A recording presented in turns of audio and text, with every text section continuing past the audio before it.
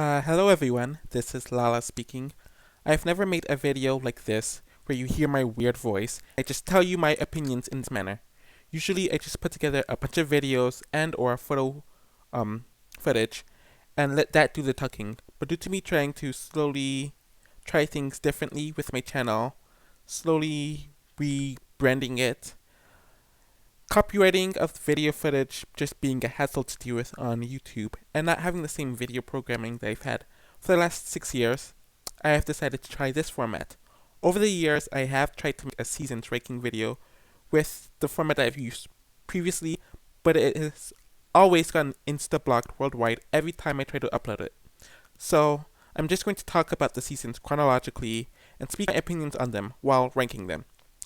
S tier means top tier brilliance, A tier means it's good or great, B tier means it's mediocre, neutral, or just I don't think of it.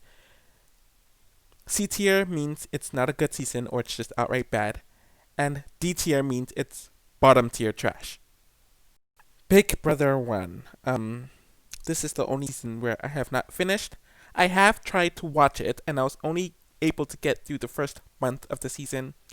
I think after, what's her name? Jean, no, not, is her name Jean? After the second elimination was the furthest I got. I tried watching a bit afterwards, but it just drained the life out of me and there's just nothing going for it after that point. There was some interesting drama in the beginning, but it subsided very quickly once America started booting the interesting, controversial people. From what I have watched, the casting was decent, everyone was very different, and you can tell that it was a social experiment. I do want to say rest in peace to Cassandra. She was my favorite watching this season from what I could tell, and she seemed like a great woman who accomplished a lot. My main flaw, outside of not finishing the season, was that there are way too many episodes. I believe when this aired, they aired 5 days a week instead of the usual 3 days a week, which means that there's a lot of content where there's just nothing happening, and because there was no strategy, it just felt like a waste of time. Another flaw was whatever strategy that was created, or that had the potential to be created, was bashed and slammed by the house guests, where they actively encouraged that no one talks about nominations, no one tells the nominees why they nominated them, so on and so forth. Whenever it comes to the general public or America voting, what happens in these shows is that the boring people are always kept in, and the more interesting, controversial, dynamic people were booted first. In general, it's just a very different game, a very different season, and they needed to reboot it, and I understand why they rebooted it afterwards. What can I say about Big Brother 2? I ended up placing this in the A tier because it's just a really amazing season. The casting is really brilliant, with everyone being different from one another. Everyone has their own different life experience and they come from completely different worlds. So when you see them interact, you just see a bunch of really dynamic, interconnected relationships, and it's just amazing to watch. The average for the cast is generally older, which is great because it means everyone has life experience and they're confident in who they are as adults. I believe the youngest age for most of the house guests at this point was them being in their late 20s at the earliest, and I wish modern Big Brother went back to that age range. So seeing the cast learn strategy and struggle with morality was really interesting to me. You saw people like Nicole and Hardy struggle with this as they slowly started slitting people in their throats. And even other people like Krista, Monica, and even Kent had their devious moments, and seeing them struggle with that really adds the social element to it and made the strategy more interesting. It felt almost like a fairy tale ending to me, where everyone had their plot, everyone had their arc, there was a climax to that arc, and then there was a resolution before they ended up getting evicted. The main flaw with this season is that there is no veto, meaning that the game goes by very slowly. In the final 5, there was an extra week added due to the DQ that happened, and the game is really, really, really slow paced. The casting makes up for the slow pacing, so there's always something going on, but it's just not fast paced enough. Another main flaw is that in general it's just outdated, from the challenges to the graphics to the editing to how they speak to each other. A lot of the conversations that happened within the house will not fly well today, so it is kind of hard to watch 20 so years later. What I will say about this season is raw. What you see is what you get, and it really shows what a social experiment is. It showed what reality TV was like in the Y2K era and why it was so brilliant. So Big Brother 3. This is it's amazing. I have to have put it in the S tier just because of the fact that the cast is very strong and likable. It continued what Big Brother 2 had, with everybody having some sort of life experience. The youngest cast members are in the late 20s at the earliest, and everyone comes from different worlds. There isn't really a lot of drama or fights that happen, but the few that is there really hold some weight. And everyone's just so damn funny in the season. It's amazing. Whether they're trying to be funny or you're laughing at them, you just cannot help but laugh. It does have the fairy tale elements of Big Brother 2, where everybody has their own plot arc, where it climaxes, and it's wrapped up before they are evicted. Why I put this above Big Brother 2 is that it has quicker pacing, and the episodes aren't dated like many seasons from this era. There's a lot of brilliant editing, it keeps you on your toes, and it also keeps the suspense like it's a soap opera almost. The smaller cast causes everyone to get focused. There's still that morality element within the season like there was in Big Brother 2, but it's more fascinating here because it isn't as raw and in your face. I generally do not like it when people return after being evicted, but they handled it really, really, really well here. And Amy being the person to come back, brilliant choice. It did suck to see Danielle lose, though there were hints that it was going to happen, and seeing her reaction to seeing how the people she turned on reacted was really heartwarming. It would have been nice if she won, but I like Lisa winning too, because she showed that observing, socializing with people, and not being the main strategist means that you can formulate your own way to winning, and seeing her somewhat subside to darkness was an interesting. So now, Big Brother 4. I always felt like out of the earliest era, Big Brother 4 just couldn't keep up. This was where you started seeing them casting younger and younger, which would continue today, and they did this to encourage hookups. This was the first season where it seemed like they were aware that it's a reality show instead of a social experiment, though the social experiment elements were still there. This is where you started seeing casting twists take place, like the X's. And while that twist was interesting, I think it could have been better executed. It would have been better if everybody had an X instead of just like 60% of the cast having an X and the other 30 were just there. The Florida strategy being the dominant strategy with June and Allison was very interesting to watch, especially since they were the two most dynamic house guests within the season. The editing is still great, and while the casting isn't that great, as there's a lot of duds, everybody does get some focus. At the same time, you don't really care, because most of the cast are kind of boring.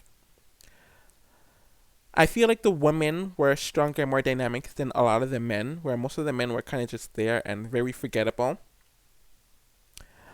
This season also has the issue like Big Brother 2, where the pacing is painfully slow due to the DQ in the beginning.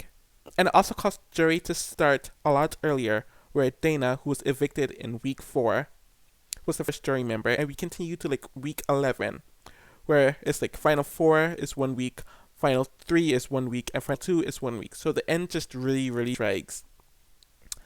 Another issue with this season is that there's very little drama, but there was very little comedy to combat it, so it's kind of dragged.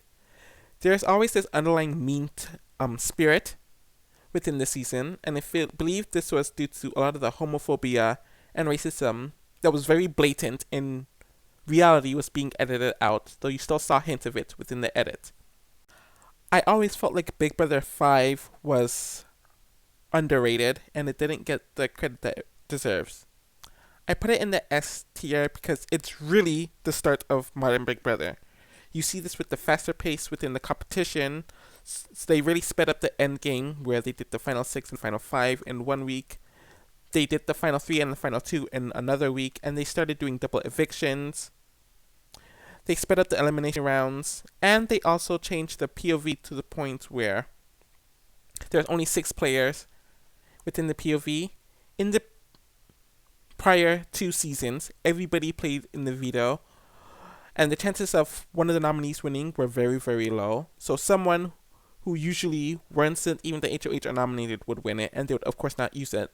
That changed with this season, and it was a twist that needed to happen for the evolution of the franchise and the game. One issue that I do have with this season is that the editing starts to get really unbalanced. There are people like Jace, Diane, Nokomis, and Marvin who take up a lot of the screen time, where you have other people like Karen, Lori, Adria, Natalie, and a few others who don't get much camera time. So it becomes a lot more front-loaded in that sense.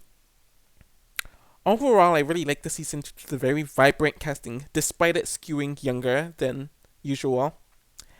You can tell they intentionally casted wackier people due to knowing it's a reality show and they want to put on a show. They want it to be dynamic, to make it a very pleasant TV watching experience. There's always some drama happening throughout the season, and it's never too vile where you're disgusted with watching it. Each week there's always a strategic move happening, and whether it's good or not, I do appreciate that everyone's playing the game and they're playing it hard.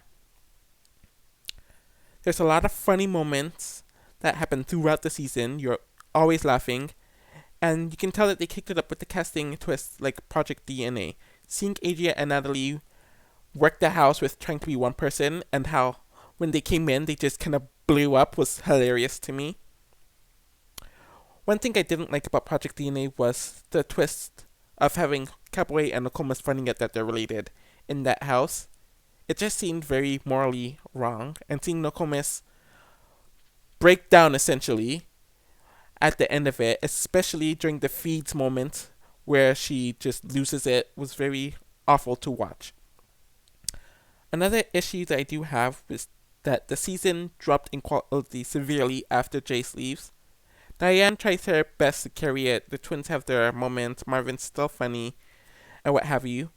But you can just tell that it's not the same after Jace leaves. And I believe a producer confirmed it to him. I remember he said this in an interview for BBCan 4.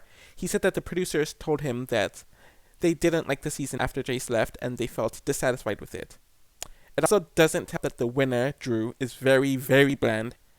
And the season overall still suffers from that early to mid 2000s editing and graphics that have since become outdated and makes it harder to watch now.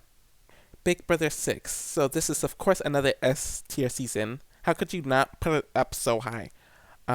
It's a very enthralling cast with flawed heroes that you love and villains that are entertaining enough to hate, but you're still invested. Both sides are always going at it for most of the season as it's a divided house. And unlike other seasons where there are 2 sides but one side always wins, both sides equally attain power, so it makes the battle interesting.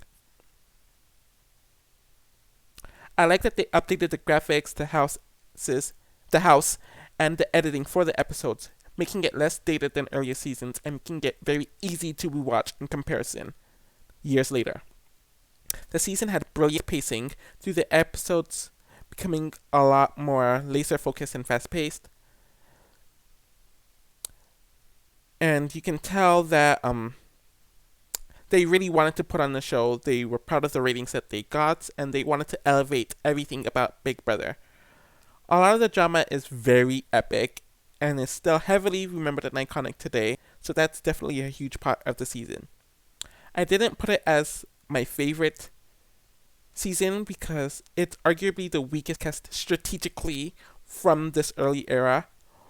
You know, whatever side wins, you know exactly who's going to go home as soon as that HOH happens, and there's minimal wiggle room. Usually in earlier seasons, there's a few people who are playing the middle quite well, and it causes for interesting things to happen, but that never happens here. Another main issue that I do have with this season is that the editing becomes a lot more unbalanced, where there are quite a few borderline purple characters like Bo and Jennifer who really get no screen time until right before they're booted. Still an amazing season either way, and it deserves the reputation that it has today. So, Big Brother All Stars / Big Brother 7. I've never really loved the season as much as everybody else did, hence me putting it in the A tier. I find it to be a good season, but it's never a brilliant or a great season. I'm going to start with the pros. So, it's nice to see that most of the most important people from the first era compete again, fight, see how they improve or decline from their first appearances, and how they interact with one another. The season is very humorous overall, regarding the diary rooms, everybody just doing something crazy, and some of the personal stories that they told were interesting. Seeing Jason, Erica, Danielle, and a few others talk about how their lives changed after their first seasons was caused you to really get invested in them. And even Diane, where she kind of melted down due to how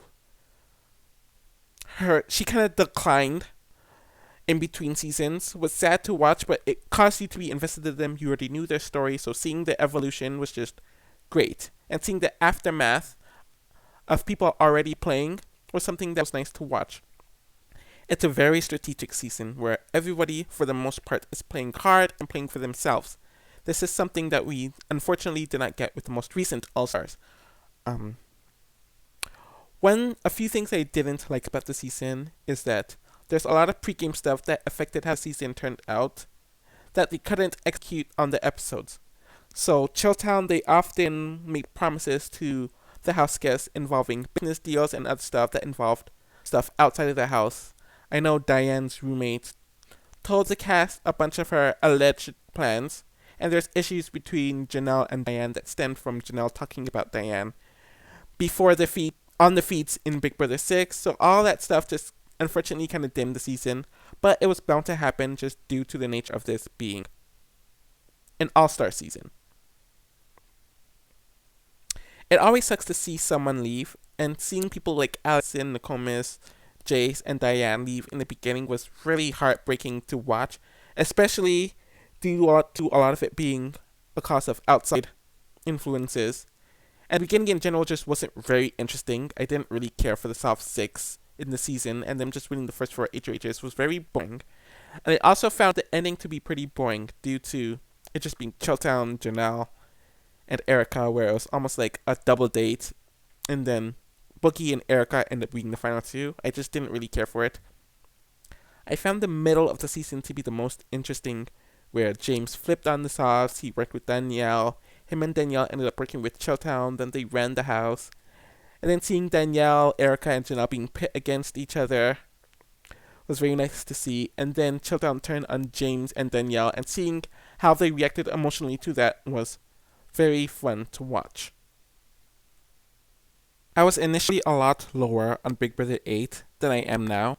Usually, I would have had it in the bottom tier, but after some reflection over the last 2 years, I decided to put it in the middle B tier.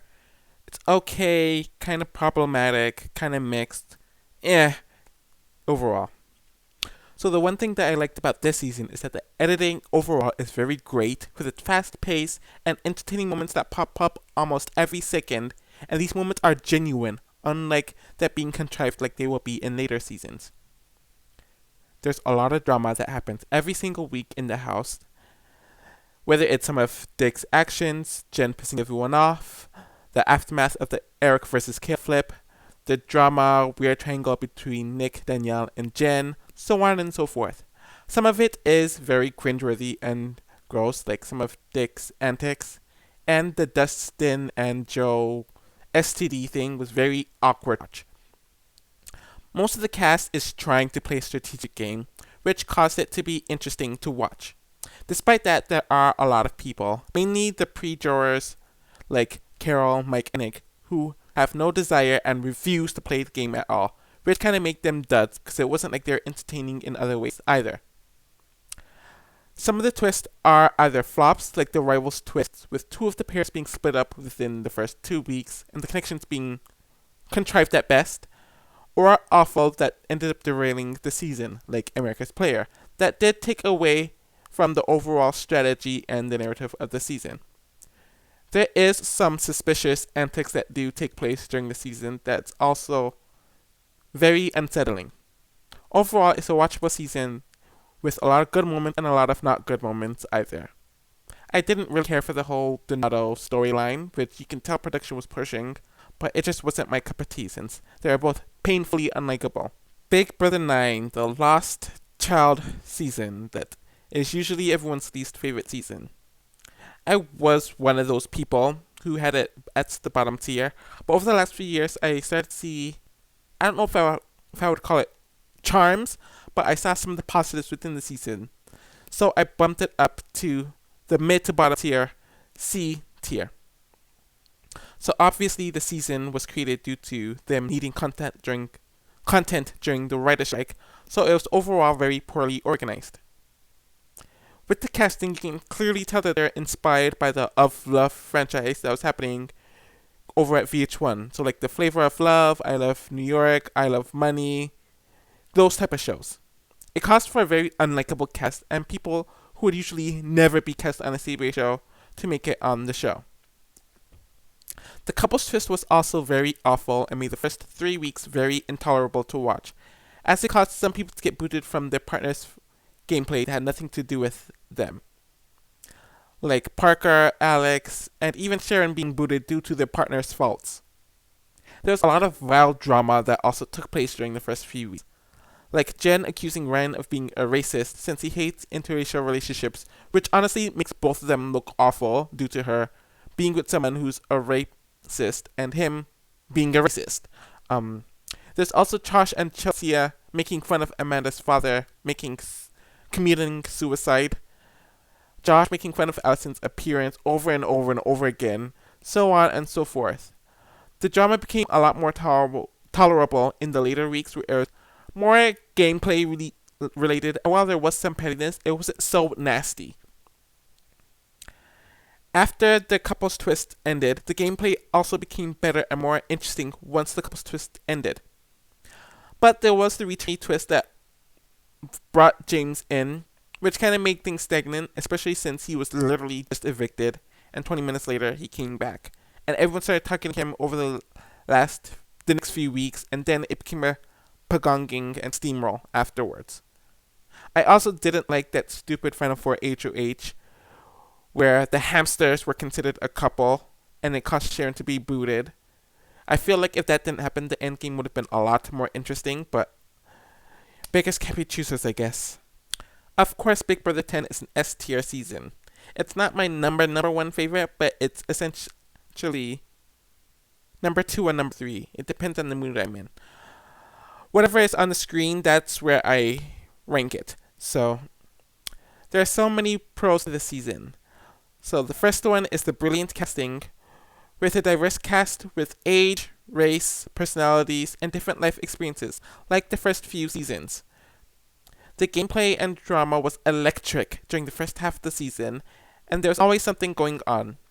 Everything was so intense throughout the season. The alliance between April, Keisha, and Libra really made the season interesting. Michelle kind of wanting to be with them, but then her growing resentful of them. Jesse always stirring some drama up. And even Jerry, while I can't say I like him very much, he made things interesting. And Rainey had her fair share of drama within the season too. Another pro was that there's a lack of twist, since it's going back to basics. And the few twists in the season that did happen, like the America's Player in week 4, didn't alter the natural game, since Jesse would have been booted even if Dan voted anyways. Things did get slightly more boring in the second half, so like after week 5, since it's an alliance steamroll and there's a lack of drama, but there's still a lot of fun moments that happen. Like Rennie getting confused over, I think like the time zones and stuff like that. You also had Keisha's blindside, which sucked to watch and she kind of had it coming. It was still very investable. It doesn't have the issues of modern Big Brother, but also isn't dated like the early seasons, so it's really a great beginner season to watch. So I have Big Brother 11 higher than most people would. It's essentially in the mid to high tier, which I believe is A tier. I placed it here because I found it to be somewhat intriguing, though you can see it as problematic depending on the viewpoint and lens you look at it, that the sides of the house were generally based on race/ethnicity. So you have all of the Caucasian people in the house on one side of the alliance, and all of the racial and or ethnic minorities are on the other side of the house, and that's how a lot of the season just ended up being. I don't know if there's a lot of racial tension as a result of this, like in later seasons, but it was a sociological element that was somewhat in the early seasons that have been missing from the last few seasons at this point. There's always a fight that ended up happening every single week, and for many of these weeks, there were several fights within a week at times. There are a lot of volatile personalities within the season, and even the quieter ones, like Kevin and Ronnie, had their explosive moments too. The game did seem like it was going to be interesting, where the girls seemed like they were going to overthrow the men in the mid to late game. Ronnie playing the rat for the first few weeks also kept things interesting, and Russell eventually flipping was nice to see. Of course, the coup d'etat ruined the trajectory of the season and made the underdog lines of Jeff and Jordan gain too much power that they technically didn't really earn themselves. It wasn't like Jeff won a challenge like Boogie did in All Stars to earn the power, but he got it because he was seen as likable based off of how he was edited, though a lot of his homophobic and problematic comments were edited out. The reaction to this twist caused a domino effect in the house that may have caused for some entertaining moments, but it overall had a lot more negatives than positives. I did not care for Jordan as a winner, since she was completely unaware of what was going on throughout the house, and it's not like she intentionally used her social skills to benefit herself. Natalie being a finalist did not help either, and I found the endgame overall to be very boring and dragged out. It really isn't a notable season for strategy, which also is a heavy weakness of the season. Overall, there are a lot of fun moments throughout the edit, and I found it to be very balanced overall, regarding how it portrayed the cast members and the screen time they got. Honestly, if it was not for the outright horror of the more recent seasons, spoiler, Big Brother 12 would have been in the bottom tier, but as you can tell, it's in the very bottom of the C tier and the very bottom of the lower to mid tier. So I always saw this season as the decline of Big Brother, and I never got the praise that it attained. Overall, it's a steamroll season from beginning to end where no one does anything about it or even cares to realize what was in front of them, like Sky's Alliance, who are working out and talking in front of everybody all the time, but no one thought they were aligned. Nothing changed the trajectory of the season because the players were essentially clueless. It set such a bad precedent for the show, where they showed this season in sequester for years and years and years afterwards, causing many people to replicate this season. I will say that Hayden is a good winner for the season. The cast was overall very boring, and there was a uniformity within the cast that started to take place, and you would see this in casting for the future, where it was a lot more homogeneous, and the different life experiences, the diversity in age, race, so on and so forth, was starting to decline. I will say that the editing made the cast appear more interesting than they were in reality, so it isn't unwatchable due to this. Rachel and Brendan brought some drama to the season, but even that got dry after a while and once they started to get booted. I didn't really like the catty comments between the girls, especially since it didn't lead much to anything. It caused them to be unfocused strategically. One of the major reasons why I found this to be the decline of Big Brother and it set a poor precedent is due to the painfully scripted diary rooms from people like Hayden screaming off the top of his lungs, Enzo, and Lane. Overall, the season isn't unbearable, like many of the seasons that were placed lower, and you don't feel disgusted by it, but it doesn't mean it's a bearable season or a pleasant season in my eyes. Big Brother 13 would have been a bottom tier season if it wasn't for the middle of the season. It was interesting due to Danielle, Kalia, and the drama that happened from the Dominic boot leading up to the double eviction, where Shelley turned on Jeff. Overall, the newbie cast is decent, though it's not very dynamic compared to the past cast, but it's not as vile compared to some other casts as well.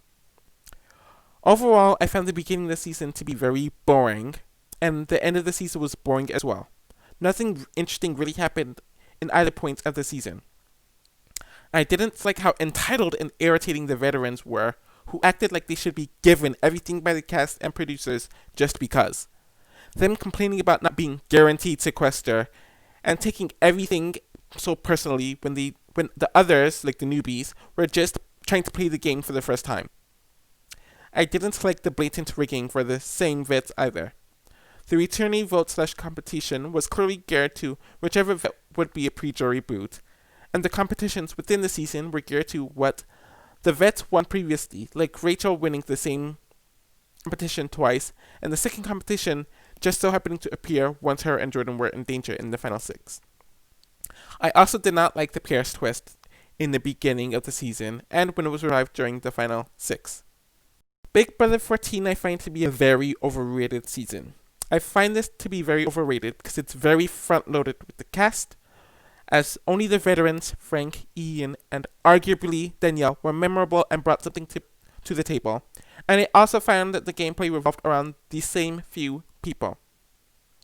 The coach's twist was virtually a dud, and made the formatting for the first few weeks very weird. Due to the coaches coming in, the jury also starting very late, which also made that period rushed and the pre-jury phase to be dragged out. I really hated the day 1 boot, just like everybody hated the day 1 boot twist. I also feel like it's one of the weakest and most forgettable newbie casts ever, where 2/3 of the cast were essentially useless.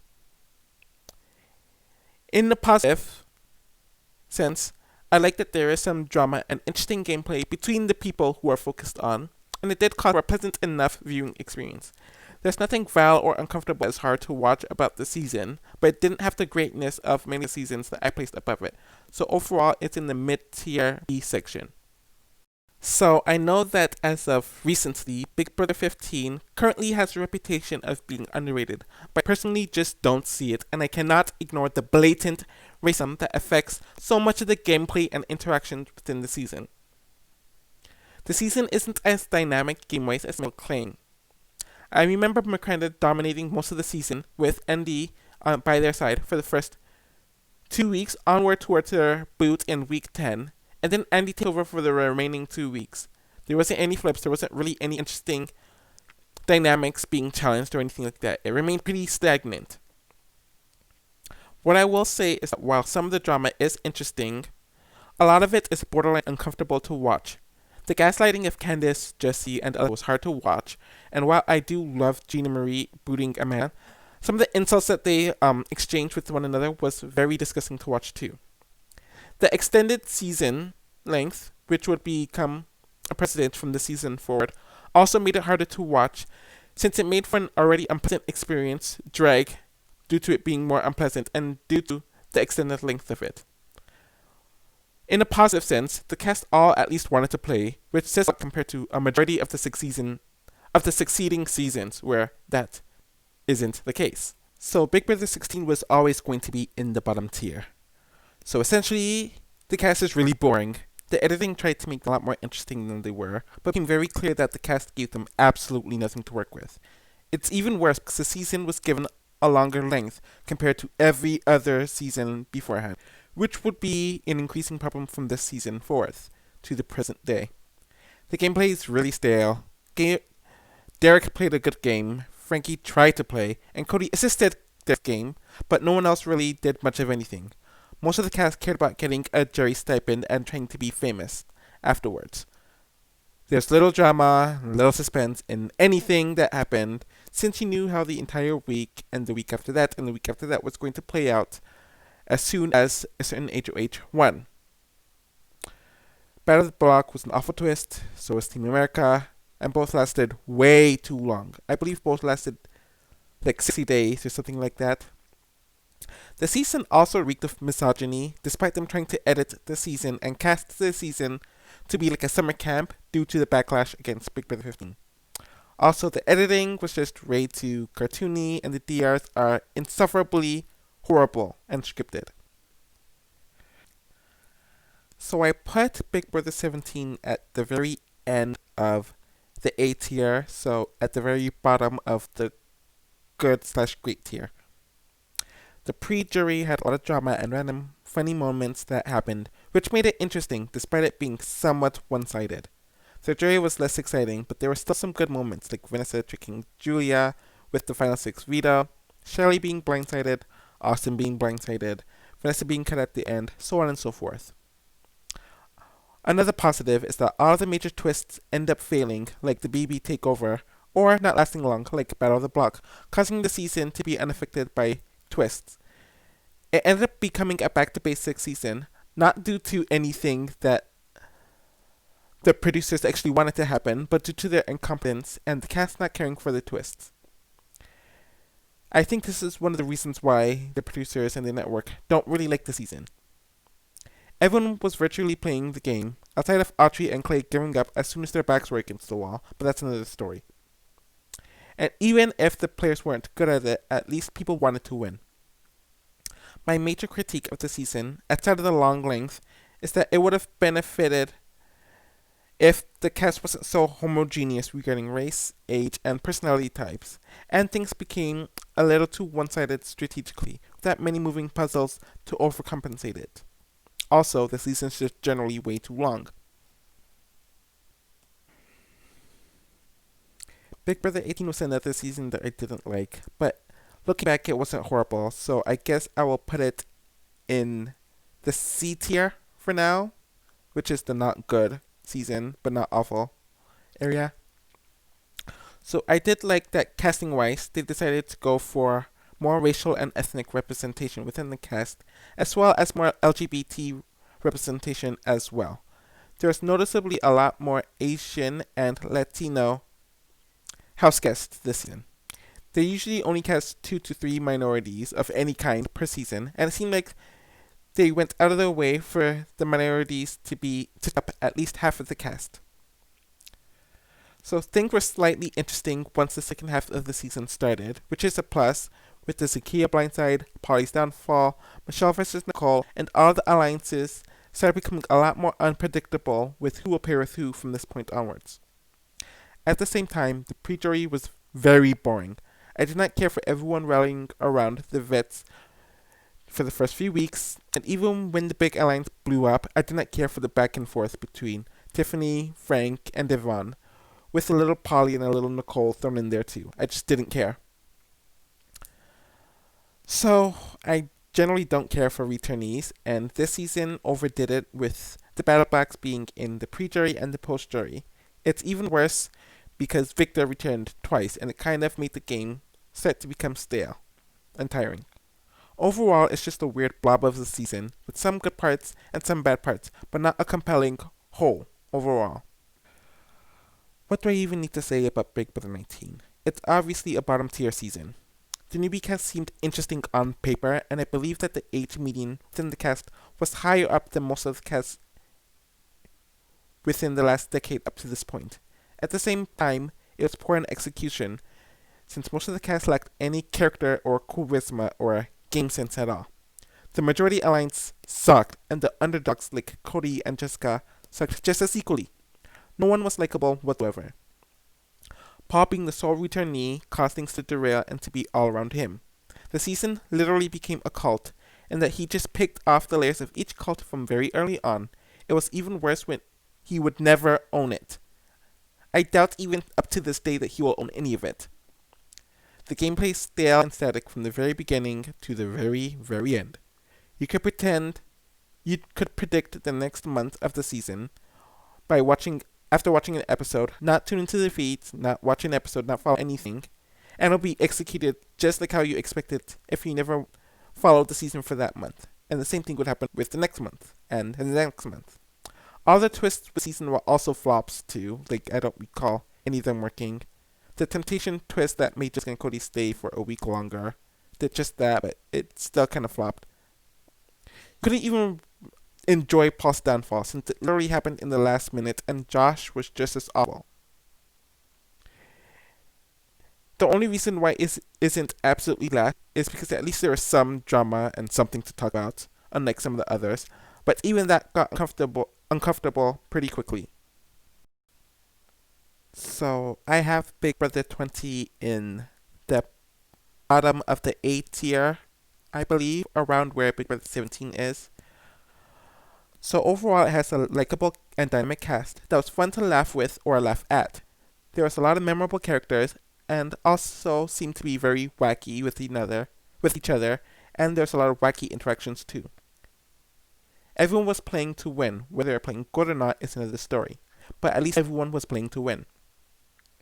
The dominance of one alliance causing the confusion with the other alliance, this alliance being Falte/Hive, even when that alliance won most of the pre-jury competition, was hilarious.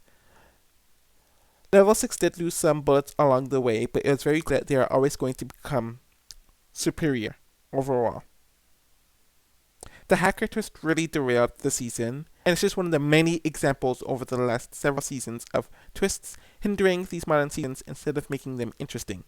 You can tell by the early to mid jury that things were going to become more balanced between the sides, but this twist completely made things go in favor of one alliance, and nothing caused recover.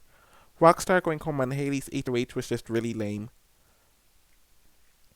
There wasn't a lot of drama in the season from what I recall, and there was humor to overcompensate it within the first half. The second half, the humor wasn't even there anymore. I found Brett to be very contrived, to be honest. JC was just awful, and no one else was bringing in the giggles. I do think the second half of this season is one of the worst in Big Brother history, and Casey winning isn't satisfying at all.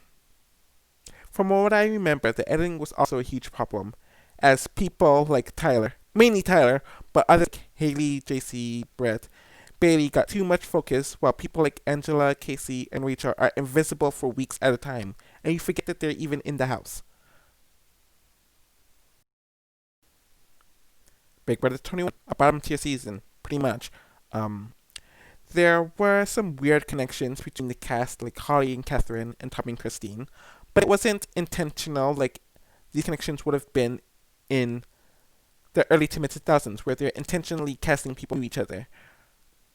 Overall, the cast was very poor, very unlikable, and a decent amount of them either enabled or outright displayed racism throughout the season, which made it very hard to watch. Camp Comeback is also debatably the worst twist to ever be put in this show and game. What purpose did they think that having elected house guests remain in the house would do? It actively discouraged any interesting gameplay for a lot of the pre-jury, where people wanted to make moves but they decided not to. Camp Comeback, the awful personalities, and the stale gameplay made this portion of the game the worst in BB history. Things got slightly more interesting when jury came to be, as the large edible alliance blew up, as things got reshaped, alliances changed a bit, and the conflict became a lot more gameplay oriented, which is more fun to watch. There were fun moments like Taco Tuesday, the Day 44 fight, and a few other things that happened that made things slightly more bearable. But at the same time, things did get predictable soon after this, and the alliance between Cliff Nicole, Jackson, and Holly was just very blech. I didn't care for Nicole's underdog story, and the showman's drama got very draining, making the endgame very hard to watch as we were displayed by their toxic relationship over and over and over again. Overall, just not a pleasant season in the least. Honestly, I would have preferred if there was no season this year if Big Brother 22 was going to be the result of it. So obviously, the cast was a mixed bag, to put it very nicely, due to the COVID limitations, but we also know that there wouldn't be an All-Star season if COVID didn't exist. From what we got, there were many questionable choices. David being cast, I'm not even going to go down that road. A lot of other choices should have never been brought in, and it's clear that many people were cast to be early fodder, and some of the people who were cast to be part of the major alliance was just, we didn't need to see them in. And if I continue talking about it, I'll be here for hours, so let's just not. There's no gameplay this season. Everyone in the entire cast thought that they are part of this large alliance. You can predict the first 5 boots of the season right away, and then after those 5 boots went home, you can predict the next 5 boots. You literally didn't even need to watch a month of the show or watch a month of the feeds, and you'd know exactly what happened. Whatever Cody said was going down ended up happening.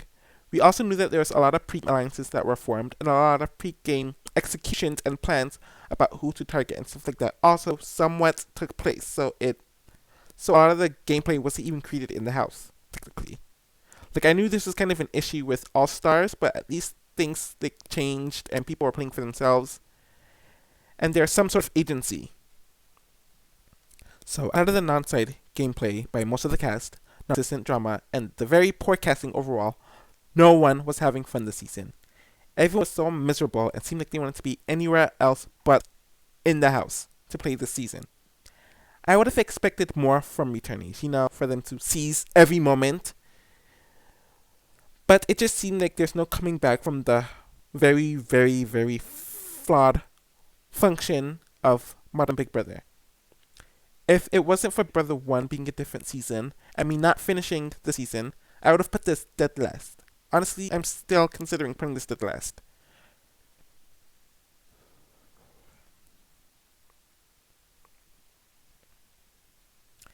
So here is my ranking for normal Big Brother USA seasons. Left to right is how it will go. So Big Brother 3 is first. It goes down from left to right. Then you go down each row, left to right, so on and so forth. And the last season is Big Brother 1. I am planning on making a BB Canada video very soon. I will probably record it after this and probably publish it later on.